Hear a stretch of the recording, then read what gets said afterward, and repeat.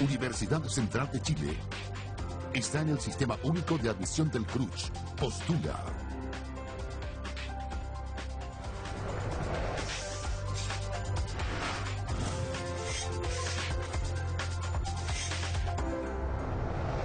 ¿Qué tal? Bienvenidos. Comienza Actualidad Central, una presentación de CNN Chile y Universidad Central. El mundo ha estado en vilo durante el último tiempo. Los enfrentamientos entre Corea del Norte y Estados Unidos, principalmente involucrando a Corea del Sur y Japón, nos ha tenido en alerta y en realidad hasta con miedo. La posibilidad de una conflagración nuclear nos tiene sumamente preocupados. Así es que vamos a analizar este tema, vamos a profundizar. Nota de contexto y entramos en materia.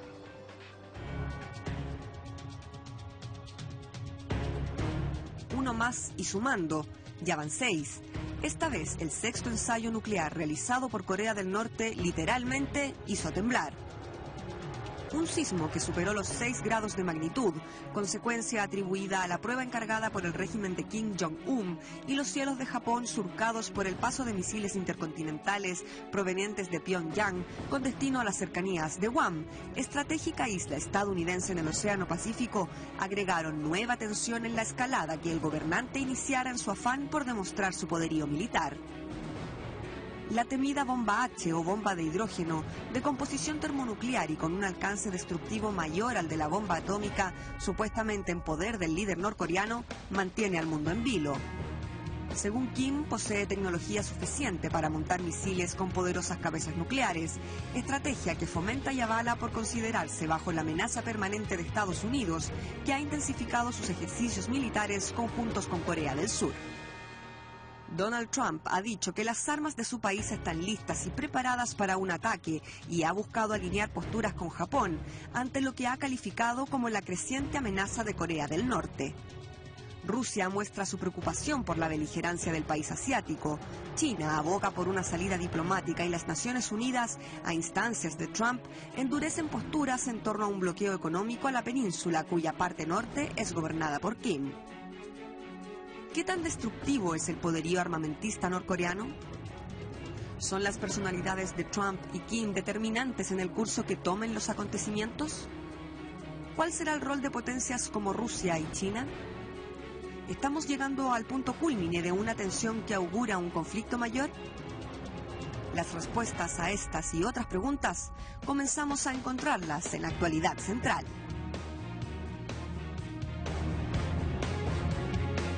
Obviamente comenzamos a encontrarlas, a analizarlas acá en Actualidad Central. Estamos también por Facebook Live en el fanpage Central para que vaya viéndonos a través de algunos de los aparatos que ya contamos en cualquier lugar. Así es que vamos a ver quiénes son nuestros invitados panelistas para el día de hoy. Miguel Navarro, cientista político, experto en relaciones internacionales de la Academia Nacional de Estudios Políticos y Estratégicos. General de Brigada Aérea Francisco Torres, director de operaciones de la Fuerza Aérea de Chile. Samuel Fernández, abogado, ex diplomático, académico de la Facultad de Derecho de la Universidad Central.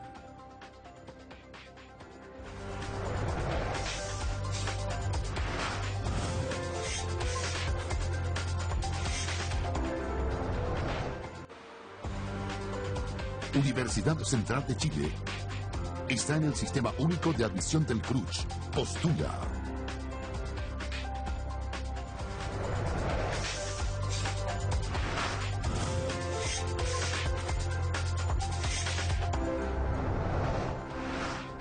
Comenzamos nuestro análisis. A señores panelistas ya han sido presentados. Muy buenos días a todos. Y Samuel, y lo mismo para el resto de la mesa. ¿Por qué llegamos a esta situación? ¿A qué se debe esta tensión? Porque uno podría decir que tiene que ver Estados Unidos acá. Nos tendríamos que remontar al momento en que se divide Corea del Norte con Corea del Sur. Por parte de los rusos se quedan en una parte, los soviéticos en esa época, y por otra parte Estados Unidos junto a la ONU. Un fenómeno muy similar a lo que ocurrió con Alemania. Por supuesto. ¿Por qué llegamos a esta situación? Yo creo que hay muchos factores, sobre todo uno, que es el más importante. No atendimos a tiempo lo que significaba Corea del Norte, que parecía algo muy extraño, muy lejano, muy hermético, muy raro. Es una anomalía.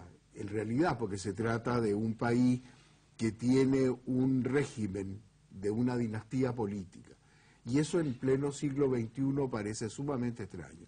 Sin embargo, las señales fueron consistentes y durante mucho tiempo se le dejó hacer. No hubo actividad. Tuvo personas muy favorables, tuvo países muy importantes que lo estuvieron apoyando. China y muchos otros, no es el único. Mantiene comercio con muchísimos países del mundo a pesar de las sanciones. Sin embargo, esto que se veía como algo raro ha pasado a ser un actor, y un actor nuevo en la política internacional, que nos ha trastocado en las relaciones internacionales del día de hoy. Hoy estamos hablando de Corea del Norte cuando podríamos no estar hablando de ello. Y significa una amenaza real y ha puesto en evidencia algunas políticas que están muy complicadas entre las grandes potencias. Y cada potencia mundial tiene una postura distinta respecto de la situación de Corea del Norte. General, si uno lo ve bajo el punto de vista técnico, podría decir, mira, Corea del Norte ha hecho su negocio, se ha protegido y ha mantenido, independiente de las sanciones económicas que pudiese tener, ha constituido una economía autártica que se tratan de abastecer de sí mismo. Y en ese aspecto, ¿qué tan fuerte es el poderío de Corea, más allá de los misiles y una tecnología tal vez antigua pero efectiva? Bueno, como decía don Samuel acá, efectivamente esta situación de statu quo por tantos años, en donde se permitió que esto fuera creciendo, le permitió efectivamente a Corea del Norte incorporar tecnología, incluso ya desde la época de la Unión Soviética, donde construyeron sus primeros reactores nucleares con el apoyo de la Unión Soviética. Después esto terminó ese apoyo y compraron la base misilística a Egipto, recibieron apoyo posteriormente de Irán para todo el desarrollo de misiles, y se estima, de acuerdo a lo que confiesa Pakistán, de que habrían recibido apoyo tecnológico desde Pakistán a fines de los 90, si no me equivoco, con el cual ya desarrollaron su capacidad nuclear. Efectivamente está demostrado que la capacidad misilística la tienen, que han desarrollado una capacidad nuclear efectivo, han desarrollado ya las detonaciones. La última detonación que se estima estuvo del orden de los 100 kilotones. Se estima que ya podría ser una bomba, una explosión termonuclear sobre la base de la fusión, ya, y no de la fisión nuclear. Por lo tanto, sí, se puede decir que efectivamente tiene esa capacidad, pero probablemente es una capacidad nuclear muy rudimentaria. O sea, la verdad es que no hay una mayor sofisticación en los sistemas que ellos probablemente tienen.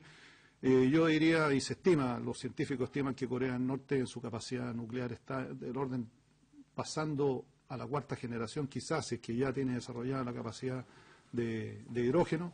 Países como Estados Unidos, Rusia, China, particularmente Estados Unidos y Rusia, ya están saliendo de la sexta generación, están en la hiperminiaturización.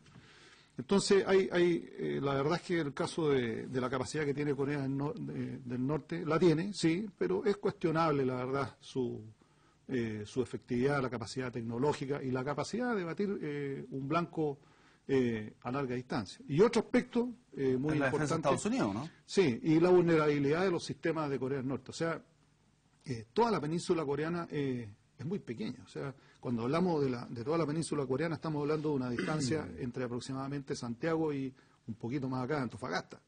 Entonces, no hay mayor profundidad estratégica. No hay del tamaño más o menos de Antofagasta. Claro, no hay mayor territorio donde...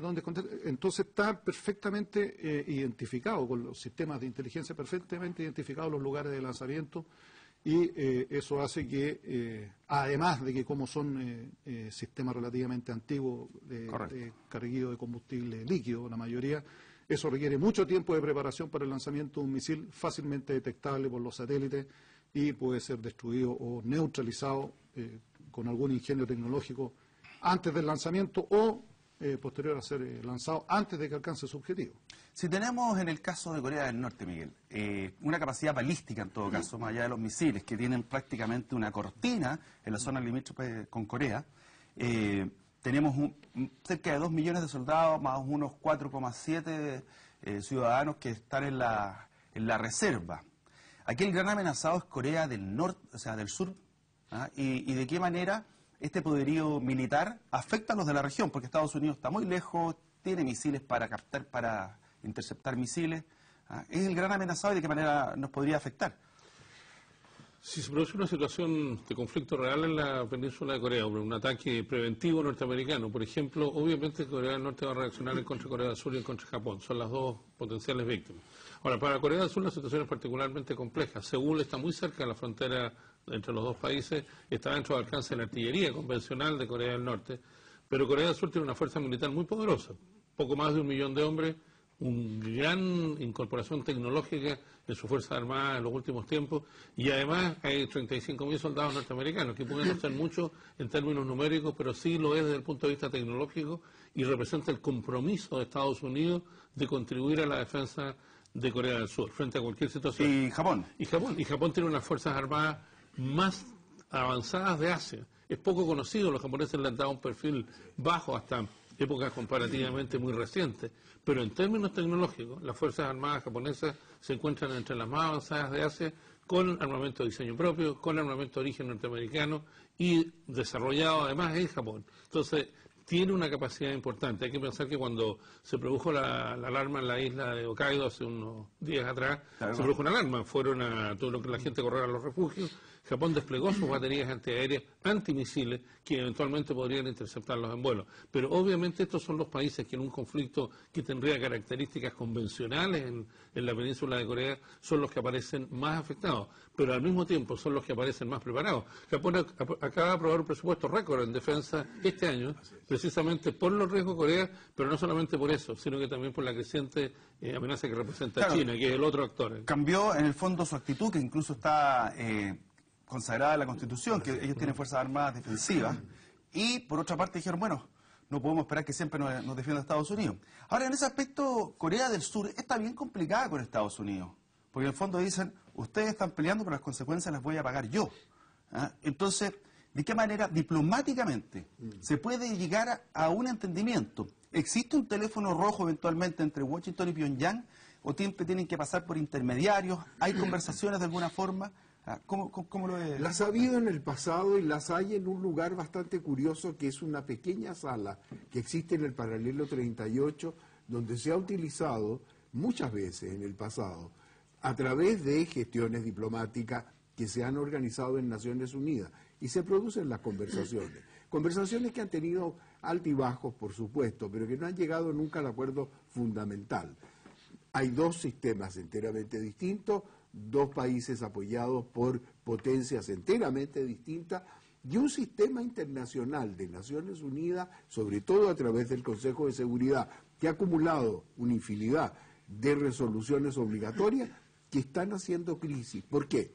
¿Cómo se ve desde el punto de vista de lo que está sucediendo hoy? El poderío que hablaban ustedes, y está perfectamente delimitado, y las posibilidades tanto estratégicas de una acción, esto nos lleva a que la diplomacia es la que tendría que actuar.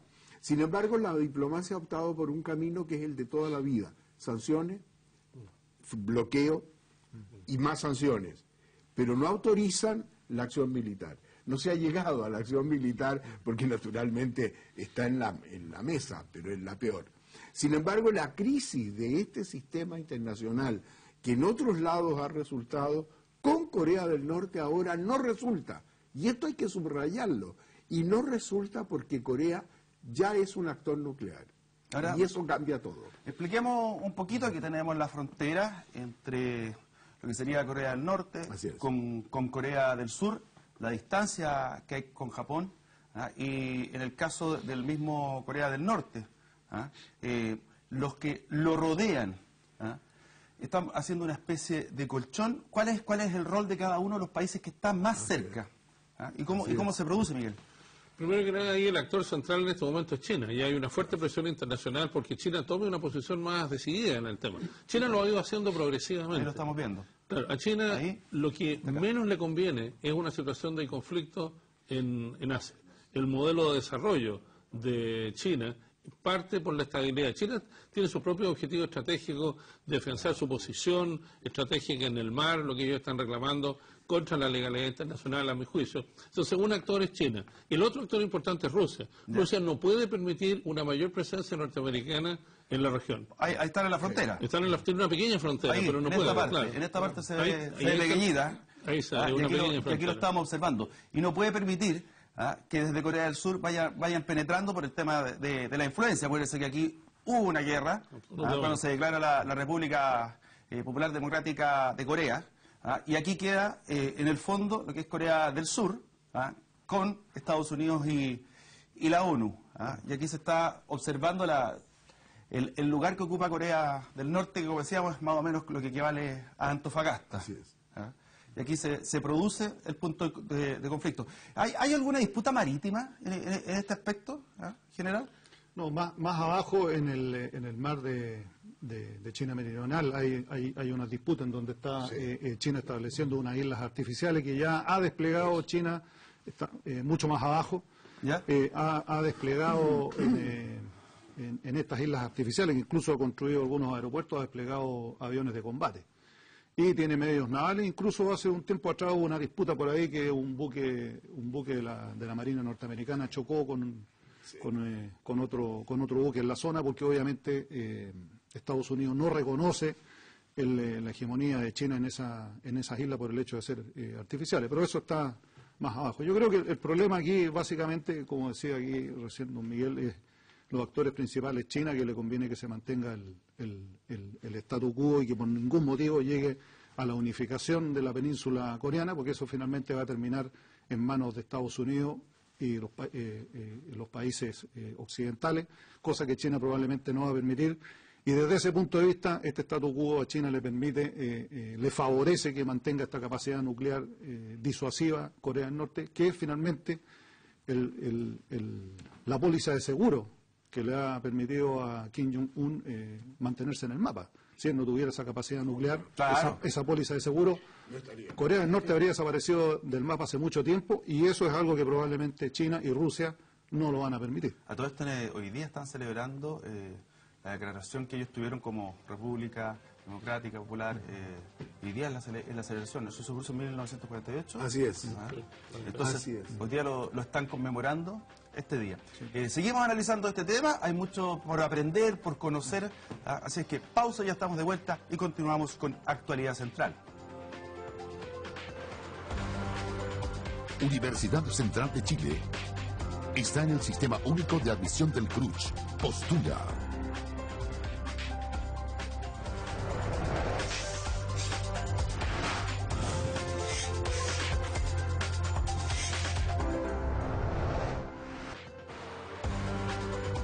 Universidad Central de Chile está en el Sistema Único de Admisión del CRUCH. Postula.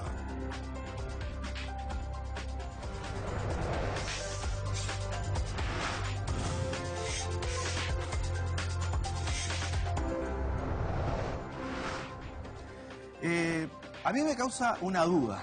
Aquí nosotros tenemos gobernantes personajes, o sea que se deben a sí mismos. Y en ese aspecto tampoco estamos frente a dos grandes estadistas. Es una expresión que uno tiene como lego en la materia. ¿Qué tanto se ven a los personajes a sí mismos? ¿Qué tanta confianza, en el caso de Donald Trump, que viene de un gobierno democrático, que tiene Congreso y todo, inspira confianza? Porque probablemente tiene muchas más controles para poder apretar el botón de lo que pudiera tener Kim Jong-un. Absolutamente. En Estados Unidos, y eso es lo que se dijo mucho antes de la elección y ahora está funcionando, las instituciones funcionan. El poder del presidente es muy limitado. El sistema norteamericano está diseñado en base a lo que en la Constitución le llaman los balances y contrapesos, the checks and balances del sistema norteamericano, que es un ícono de estudio en el derecho constitucional mundial. El presidente no tiene todas las atribuciones. ¿Puede iniciar una acción militar? Sí tiene una norma especial que le permite desplegar tropas durante 90 días. Puede iniciar una acción sin el apoyo del Congreso. Pero más allá de eso, tiene serias limitaciones. Tiene limitaciones de opinión pública, tiene limitaciones de lo que constituye una prensa libre. O sea, está bastante limitado. Ahora, el presidente Trump no tenía experiencia en política exterior, hace muchas declaraciones que después sus asesores y sus ministros tienen que entrar a matizar en términos de qué es lo que pretende hacer. Pero ahí hay un elemento que introduce un elemento de incertidumbre, un factor de incertidumbre. El otro factor de incertidumbre es la personalidad del joven Kim Jong-un, que llega al poder de una manera un poco curiosa, porque él no era el elegido originalmente. Era el hermano que asesinaron. El hermano que asesinaron. Él no era el elegido originalmente, llega al poder y tiene que, a mi juicio, uno de los grandes estímulos que ha tenido para todo lo que ha hecho es la necesidad de legitimarse ante una cúpula militar y política, pero fundamentalmente militar, de mucha edad. Uno lo ve en todas las tomas de televisión, está siempre rodeado de militares de mucha edad, que fueron incluso gente que combatió con su padre, con su abuelo. Entonces hay un proceso de legitimación que ha tenido que asumir. Y yo creo que en parte lo que ha hecho obedece a eso. O sea, un tema de política doméstica de Corea, sin perjuicio de los intereses internacionales. Ahora, se dice que el padre no eligió al mayor, el que fue asesinado, porque lo consideraba muy afeminado, como carente de carácter, y por eso elige a su segundo hijo. Y insisto lo mismo, personajes, estadistas. No, no son estadistas sin ninguna duda, pero son los que están a cargo. De todas maneras es el problema. Quizá en vez de ser una ventaja que no sean estadistas es una complicación. Y además se ha incorporado un elemento enteramente novedoso. Hoy en día parte de la política exterior de los países, y en este caso lo hemos visto, no en el caso de Kim, pero sí en el caso de Trump y en el caso de los demás, se ha incorporado el Twitter. Y el Twitter es un elemento de política exterior hoy en día que está totalmente descontrolado. A ver, pasa por encima de lo que es naturalmente una guerra de twitters. Claro, y es una situación real. Mira, Pablo, tenemos un caso muy significativo. Todos los Twitter que circulan por todos los líderes mundiales tienen una característica, dicen su pensamiento real. Y después está la Cancillería que tiene que ir a decir, mire, si no quiso decirlo, no era para tanto, esto no es así, y quedan desubicados. Quedan desubicados, pero tienen un factor tremendo que después es la comunicación. Y esa comunicación que está no solo en el plano interno, sino que también influye en el plano internacional. Pregunta curiosa, ¿qué valor jurídico real para el sistema tienen los Twitter? ¿Son actos unilaterales? ¿Comprometen realmente al país? ¿Son una opinión loca que se dice en algún momento en un aparato electrónico de poca frase? ¿Qué valor tienen? Esto no ha sido realmente estudiado y sin embargo está incorporado en todas partes y Trump específicamente lo utiliza todo el tiempo. Ahora, general, ¿de qué manera en el contexto en que uno analiza a un enemigo, la personalidad que pudiese proyectar a lo mejor no es tan real, pero el marketing de sí mismo que hace, causa preocupación, porque mostrarse como un loco, que a lo mejor no lo es, lo dudo en todo caso, mostrarse como una persona impulsiva, hace tener más cuidado, es algo que pasa a ser accesorio, anecdótico, y por eso le pregunto persona y personaje también. Sí, absolutamente. Bueno, aquí yo creo que hasta el momento el líder norcoreano está logrando su objetivo, está logrando sentar en la mesa de las grandes potencias, para que negocien y lograr su reconocimiento como una potencia con capacidad nuclear y él mantenerse en el poder. Obviamente, cuando se hace un análisis militar para poder tomar una acción de carácter militar, hay que analizar las características del líder, que en este caso el líder coreano. Obviamente tiene que ser considerada y es parte de la ejecución de la práctica de las maniobras. Probablemente una operación estratégica sería la de neutralizar, si no neutralizarlo a él, eliminándolo propiamente tal, es neutralizar su sistema de comando y control. Porque aquí él es una especie de líder, un dios. Entonces, si él no se pronuncia, probablemente el resto va a quedar un descalabro general. Por lo tanto, obviamente, y siguiendo la voluntad que él tiene y la forma en que dirige el país, neutralizarlo a él físicamente o neutralizar los medios que tiene él para conducir el país y conducir un potencial conflicto, va a generar seguramente un descalabro. Por lo tanto, contestando derechamente a la pregunta, claro que hay que tener en observación. ¿Se puede hacer espionaje en un país tan cerrado? ¿Existe siempre la posibilidad de infiltrar? Absolutamente. De hecho, yo les puedo asegurar que todo esto, el lanzamiento de los misiles, Estados Unidos y sus potencias aliadas sabían perfectamente antes del lanzamiento que este se iba a ejecutar, qué características tenía el misil, dónde probablemente iba a caer, todo eso se sabe. Hay mucha información que se puede obtener por los mismos satélites, información desde el espacio. ¿En términos de personas? También, sí. Sí, los servicios de inteligencia funcionan y particularmente a este nivel de potencia funcionan perfectamente. No, y habiendo plata de por medio. Sí, claro. Y la inteligencia además hoy en día es fundamental. En los conflictos modernos todo funciona sobre la base de un uso intensivo de la inteligencia. Y la inteligencia se obtiene de muchas maneras, con personas infiltradas y además por medios tecnológicos. Miguel, ¿no es más fácil entrar a espiar a Estados Unidos por ser un país abierto, donde pueden ir turistas? ¿Será más fácil o es impresión de uno nomás? Es impresión de uno. Yo creo que en algunos aspectos es más fácil. Una sociedad libre siempre es más fácil. Siempre es más complejo una sociedad cerrada, en un estado policial, es más complejo. Pero durante la Guerra Fría se probó que la Unión Soviética era tan vulnerable al espionaje como lo fue Estados Unidos, Gran Bretaña y Francia en su oportunidad. No hay un sistema totalmente perfecto. Aún en un sistema de una sociedad cerrada, con una policía secreta omnipresente, carente de garantías individuales, es perfectamente posible. Todos protegen sus secretos, Estados Unidos también. Esta impresión de sociedad libre, que algunas series de televisión han dado la impresión de que esto es más fácil. Sí, no, hasta cierto punto Estados Unidos también ha tomado sus precauciones. No, tiene tradición en ese aspecto. Tiene tradición. Estados Unidos tuvo un éxito brutal, muy fuerte, contra los espías nazis durante la Segunda Guerra Mundial. Por ejemplo, nunca los espías nazis, teniendo una población de origen alemán muy fuerte en Estados Unidos, nunca pudieron penetrar. Todos los intentos de sabotaje fueron cerrados. Por ahí hubo un matrimonio que estuvo. Sí. Estamos viendo el Twitter de Donald Trump, y aquí está referido principalmente al huracán Harvey. Está pidiendo que las iglesias debieran rogar para poder trabajar sobre esto, o sea, por la pronta recuperación. Este Twitter fue hace aproximadamente 14 horas que ya lo había publicado. Vamos a ver si publica durante el programa. Yo creo que en términos de lo que sería su interés principal es abocarse al huracán, por supuesto, por varias razones, desde política hasta porque el sentido común dice que debemos estar ahí. Aquí está la fotografía del mapa donde está puntualizando y mostrando ¿cómo se llama? La zona por la cual pasaría Irma, que tomó fuerza hasta ahora, si es que está focalizado ahí. Canciller chileno, Heraldo Muñoz, nos da su opinión. No veo que eso vaya a afectar nuestros vínculos con Estados Unidos, que son de carácter estratégico, en el ámbito económico, político y en otros ámbitos, porque esta es una relación desde hace mucho tiempo y que tiene todo el futuro por delante.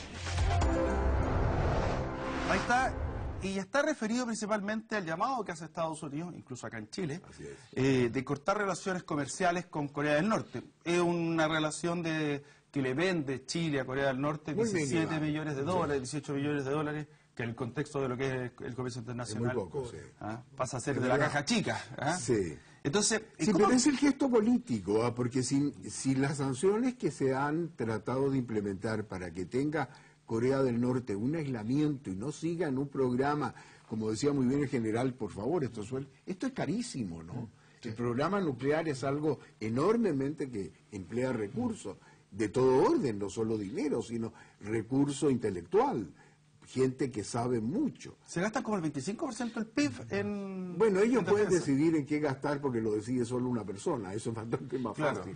Pero yo voy a lo siguiente, que el resto del mundo no es inocente en lo que es la proporción de negocio, dinero, intercambio con Corea del Norte. No han cumplido cabalmente lo que son la idea de las resoluciones del Consejo de Seguridad.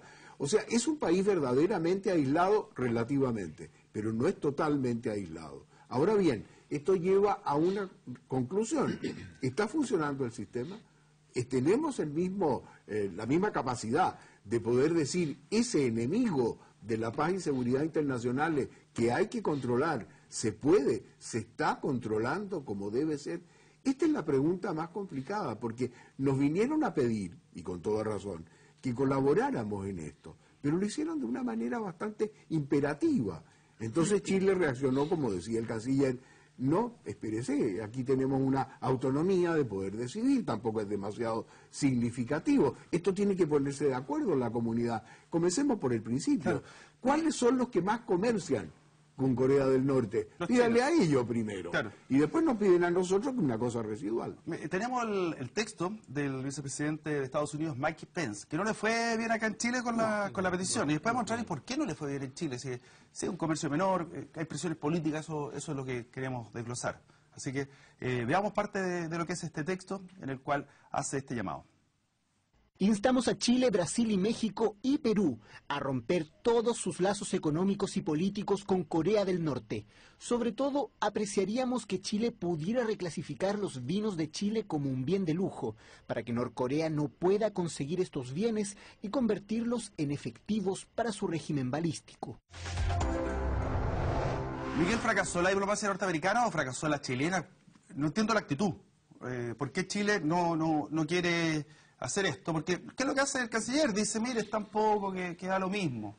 Yo creo que fue la manera de plantearlo. Yo creo que efectivamente la forma como lo plantea el vicepresidente norteamericano es una manera demasiado imperativa, está prácticamente exigiendo, aunque las palabras no son exactamente eso, pero la forma, el momento, la oportunidad, el lenguaje diplomático tiene mucha sensibilidad y sofisticación. Es la manera, es la forma como lo hizo, que inevitablemente Chile como una nación soberana tenía que reaccionar como lo hizo. Efectivamente no es un tema crucial ni desde el punto de vista económico, ni desde el punto de vista político, pero frente a una demanda norteamericana de esa manera no queda otra alternativa. Como lo plantea el canciller, efectivamente nuestra relación con Estados Unidos es mucho más profunda, va a seguir siéndolo, tiene raíces mucho más resistentes. Por lo tanto, esto no se va a ver afectado. Fue una manera imperativa, no resultó. Chile en esto sigue un poco lo que sigue la comunidad internacional, como lo planteaba el embajador.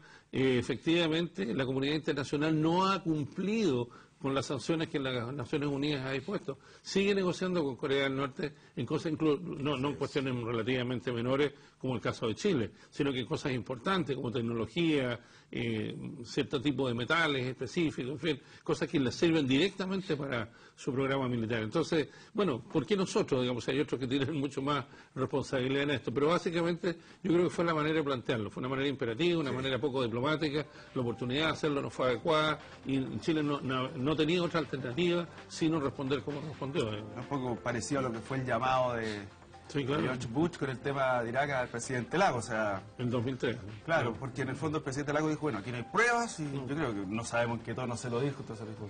¿ah? Así es que... Además, cuidado, y no se equivocó en ese caso, estaba pidiendo que no le mandáramos vino. ¿Quién toma vino allá? ¿Quién no va? Nada más, pues. No, el resto no está tomando vino, ni bien de lujo, por favor. Lo que pasa es que a lo mejor Kim... con mucho vino, dice, oye, me lo ponen peligroso si lo incentivamos por ese lado. Vamos, ya estamos de vuelta y seguimos conversando acerca de este tema que la verdad, aparte de tenernos preocupados, para muchos también nos tiene asustados y con justa, yo creo que en la justa medida. Estamos de vuelta. La Universidad Central te invita a su ensayo PSU 2017. El sábado 14 de octubre, desde las 8:45 y hasta las 16 horas, tendrás la oportunidad de medir tus conocimientos y habilidades en las pruebas de matemáticas y lenguaje y comunicación. Inscríbete en www.ucentral.cl. Organiza Universidad Central de Chile y Universia.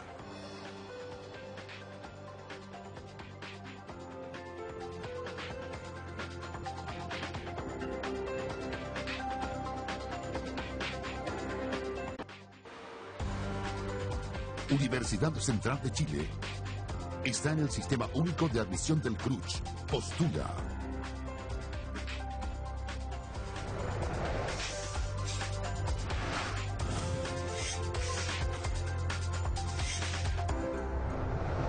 Ya estamos de vuelta.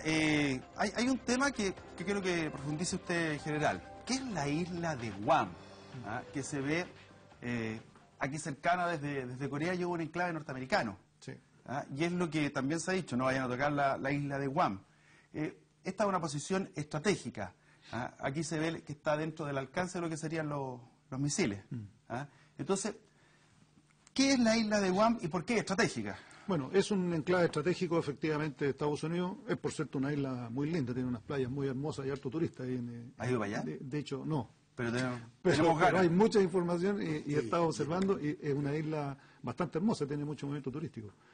Pero efectivamente es un enclave estratégico norteamericano y lo fue incluso en la guerra también de Vietnam. Desde ahí operan los bombarderos estratégicos, tiene también los puertos donde opera la Marina norteamericana para accionar sobre toda esta zona. Por lo tanto, tiene una importancia estratégica tremenda porque desde ahí efectúa todo el soporte, el apoyo a la conducción de las operaciones o en las eventuales operaciones que pudieran ocurrir en esta zona. Y por eso es la amenaza del líder norcoreano de atacar ahí se pueden ver ahí se pueden ver las playas, precioso, ¿eh? Es muy parecido a Hawái, son una clásica isla del Pacífico. Ahí se ve a don Samuel. Sí, en la época española, porque fue española. Ah, sí. Sí, fue española y la perdió en la guerra de Estados Unidos con España, sí, claro. Ah, sí, tiene su... Y la usaron mucho en la Segunda Guerra Mundial como base aérea, ¿no? Sí, fundamentalmente, también. Y pero naval. es una gran base naval y aérea que tiene la capacidad de poder operar con bombarderos estratégicos desde ahí, ir a la profundidad del Asia o de la zona ahí del posible conflicto. Y la operación de sus buques, porque hay que recordar que gran parte de los sistemas antimisiles que tiene Estados Unidos lo tiene montado en sus buques de guerra.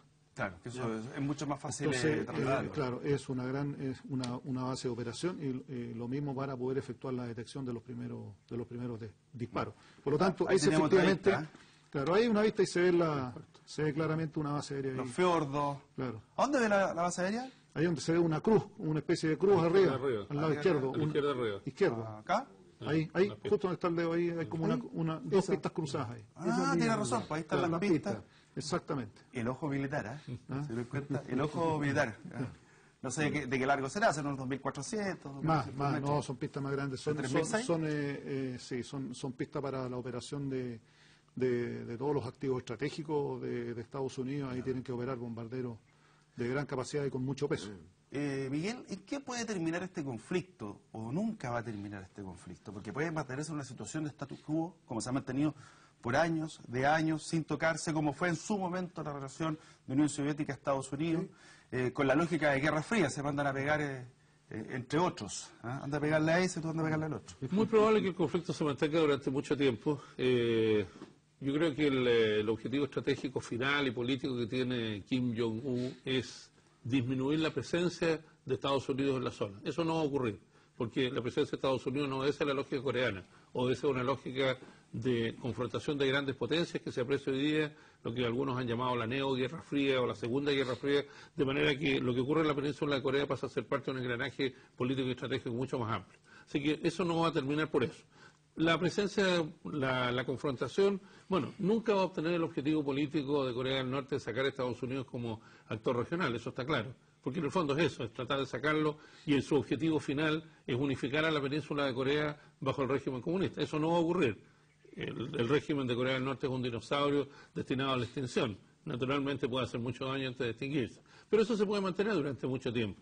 Pero yo creo que no va a obtener el objetivo estratégico, que es reducir la presencia norteamericana en Asia, precisamente por lo otro, porque esto es parte del engranaje de la denominada neo-guerra fría o segunda guerra fría, que es lo que estamos apreciando hoy día, sin confrontaciones ideológicas, sino que sencillamente un conflicto de poder clásico, como se vivió durante el siglo XIX. Ahora, se produce una guerra. ¿Ya? Se dice que el precio del cobre subió, producto de esta tensión. No sé si será tan así. Yo creo que un poco más por la reactivación china, que es nuestro principal socio comercial. ¿Qué descalabro se produce más allá de la guerra nuclear? Si se produce una guerra más tradicional. Así es. Económico, tensiones a lo mejor en la seguridad que se pudiese ver en otros países, incluso en el nuestro.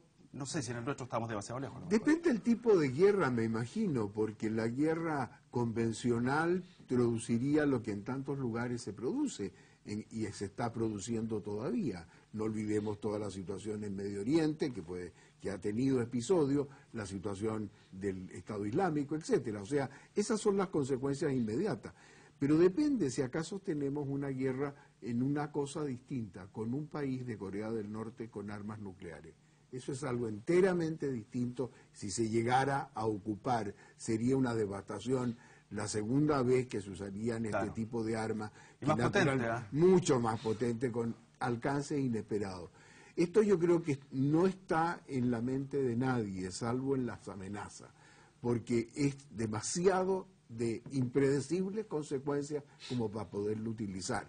Por lo demás, lo que está buscando Corea del Norte es algo también mucho más simple, lo decía Miguel con toda claridad, es no permitir que Estados Unidos aumente su poder en la zona, cosa que no va a ser posible, pero además permitir que ellos se desarrollen, que exista como país y su sistema. Ese sistema que está terminado, que no tiene proyección, ningún éxito y que es una rareza, ese sistema es el que está buscando cómo lo mantengo y quiénes son los que lo mantienen. Ahí está la parte más importante, porque son realmente China y en alguna medida Rusia. General, dos preguntas en una. Primero, si se produciera algún tipo de conflicto, a juicio suyo, ¿sería escalado? Me refiero a una guerra con, primero, lo que nosotros podríamos conocer como una guerra tradicional, con misiles, y lo otro, para después. Si nos ilustra la diferencia entre la bomba que nosotros conocemos, la atómica, con la bomba de hidrógeno. Ya, primero me voy a ir con la segunda parte de la pregunta para después explicar el resto. La diferencia de la bomba atómica con la hidrógeno, la bomba atómica básicamente opera y el desastre lo produce la onda expansiva por una liberación de energía producto de la fisión nuclear, que se produce por los isótopos de uranio y de plutonio. El caso de la termonuclear, una bomba de hidrógeno, se produce al revés, es la liberación de energía producto de la aglutinación, de juntarse núcleos de átomos, y eso genera una tremenda energía que además se puede seguir aumentando en la medida que se aumenten las partículas de hidrógeno. O sea, mientras más hidrógeno, más partículas, más... El hidrógeno, podríamos decir que es su combustible. Claro, son miles de millones de partículas que se van sumando y generando un núcleo mayor, y eso obviamente va a ir creciendo proporcionalmente. O sea, la liberación de energía. Saca su combustible desde el hidrógeno y debe tener un campo de acción, sí, me imagino que mucho más amplio, hasta que se le agote la capacidad de captarlo. Mucho más amplio. De hecho, en la prueba que hizo en el año 61 la Unión Soviética, se estima que aproximadamente abarcó un área, entre los 30 y los 50 kilómetros, o sea, de radio. O sea, podría haber borrado una ciudad como Santiago. Aquí está, ahora, mire, aquí está lo que podría significar. A ver si nos va ilustrando lo que sería, bien terrible ejemplificarlo, pero tenemos que entenderlo didácticamente. Sí, lo que pasa es que eso hay varios modelos digitales, computacionales que hay en cualquier persona, un niño en la casa se puede ingresar y generar modelos dependiendo de la cantidad de megatones, pero efectivamente el tamaño que va a abarcar ese radio que muestra ahí va a depender de la cantidad de megatones de la bomba. Cuando hablamos... Mire, aquí está Recoleta y aquí está La Granja. Claro, esa... correcto. Pero no sé cuántos megatones, probablemente esa debe ser una de 50 megatones como la que detonó, en Hiroshima, la Unión Soviética. Ahora, pero es importante... Limita acá en Lo Prado, en el fondo prácticamente en lo que sería el aeropuerto de Pudahuel, y acá lo estamos viendo más o menos en el sector de Tobalaba. Aquí está la rotonda Pérez Sujovich. Correcto. Es bien triste ilustrarlo así, pero para que vayamos. Claro. Entonces, dimensionarlo a escala chilena. La onda expansiva y los daños se generan porque obviamente esto se detona en altura, alrededor de 2.000, 3.000 o hasta 4.000 metros de altura se detona, y eso hace que produzca una mayor expansión. Claro, en el fondo para enterrarla. La onda de choque de la bomba expansiva. Pero hay que tener claro que este tipo de bombas aparecieron en la década del 50, después de la Segunda Guerra Mundial, porque en esa época no existía la tecnología que existe hoy en día en el armamento. Hoy en día hay la tecnología en las armas permite una precisión tremenda. En esa época esa precisión no existía, por lo tanto cuando se quería batir un blanco había que asegurarse, borrar una área tremendamente grande. Por eso en esa época se justificaba una bomba como la bomba termonuclear, la bomba de hidrógeno. Hoy en día eso no tiene ningún sentido, porque hoy en día uno puede colocar una bomba o la cabeza de guerra de un misil con errores milimétricos, disparado a cientos de kilómetros o miles de kilómetros. No hay que ir para allá. Claro, entonces hoy en día no es necesario borrar del mapa una región completa, una ciudad completa para batir un blanco. Por lo tanto, hoy en día no tiene mucha lógica ocupar un arma termonuclear, mantenerla en los arsenales por un asunto disuasivo. Pero hoy en día existen sistemas mucho más precisos que permiten batir específicamente el blanco que se quiere lograr y que va a lograr el objetivo final del ataque. Incluso se ha llegado al desarrollo ya de armas nucleares tácticas, o sea, más pequeñas y sumamente reducidas y controladas, que no generan gran contaminación y que para abatir un blanco determinado. O sea, hoy en día no tiene sentido el uso, el empleo de un arma nuclear de esas características, con ese tamaño de devastación que genera, como si lo tenía en la década del 50, claro, después de la Segunda Guerra Mundial. Lo que le había preguntado antes, bajo la lógica estratégica, partiría, si es que se diera una guerra con armamento convencional. Hay información abundante que habla que, en este caso, Corea del Norte, solamente con misiles tradicionales, incluso muy antiguos, podría destruir Seúl en 1 hora, lo que impediría, de alguna manera, contrarrestarlo, sí, y que la capacidad de reacción que pudiese existir por la otra parte debiera ser de 4 horas. Correcto, pero esto tiene un pero. Ellos tienen más de 1000 misiles, se estima. No pueden ser disparados todos al mismo tiempo, aparte que son sistemas que vienen, su origen viene en los misiles Scud. ¿Se acuerdan de los que fueron disparados en la época? Son misiles muy antiguos, es cohetería muy antigua, es muy poco sofisticada y muy vulnerable. Esto, básicamente, su funcionamiento es sobre la base de combustible líquido. Hoy en día las principales potencias utilizan misiles de combustible sólido, es decir, el misil con combustible sólido puede estar cargado por años, esperando ser disparado. El combustible líquido no, tiene que ser cargado en el misil un par de horas antes del disparo. Y ese proceso de cargueo requiere alta tecnología, mucho cuidado porque es sumamente volátil y explosivo, requiere una serie de previsiones que se tienen que tomar para efectuar el cargueo antes del disparo de este tipo de misiles. Por lo tanto, están sumamente expuestos durante el cargueo al exterior.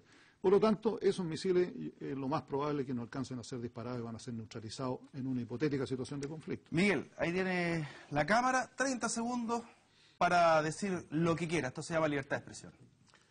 Yo creo que el mundo tiene que esperar que vamos a mantenernos en una situación de tensión, pero que lo más probable es que se mantenga en eso. Solo tensión, gran retórica bélica, pero no va a pasar a un conflicto mayor, de modo que, si bien el riesgo existe, los temores tienen que ser aquietados. General, ahí tiene la cámara del centro, la número 2. 30 segundos para decir lo que quiera. Aprovecha la libertad de expresión. Muy bien. No, solamente que, un poco lo que decía Miguel Navarro, es que hay que tomarlo con calma. La tecnología que tiene Corea del Norte no es muy sofisticada, es una tecnología que es bastante vulnerable. Puede ser neutralizada, las potencias occidentales tienen la capacidad de neutralizar esto, así que yo creo y se va a mantener probablemente esta situación de statu quo, en donde, que es prácticamente lo que quiere China y Rusia, mantener este país tapón para que Corea no vuelva a unificarse y no signifique un problema para China. Desde el punto de vista militar, yo creo que no debiera generarse un desastre nuclear como mucha gente teme. Profesor, ahí tiene la cámara 2, toda suya. Si bien no hay desastre nuclear, y esperemos que así sea, lo que sí veo es que es un mundo que cambió, es un mundo en que un actor muy pequeño basta que pueda desarrollar este tipo de armas para hacerse presente. El mundo debe reconsiderar su situación, el equilibrio no puede continuar como está, debemos actuar en un mundo que ha cambiado, un mundo que el sistema internacional varió y que los remedios antiguos no están rindiendo el resultado que debiéramos esperar. Muchas gracias por habernos acompañado, gracias a usted y gracias a quienes nos siguieron a través de Facebook Live. Esto ha sido una presentación de CNN Chile y Universidad Central. Hasta el próximo fin de semana. Esta y todas las ediciones de Actualidad Central disponibles en radio.ucentral.cl.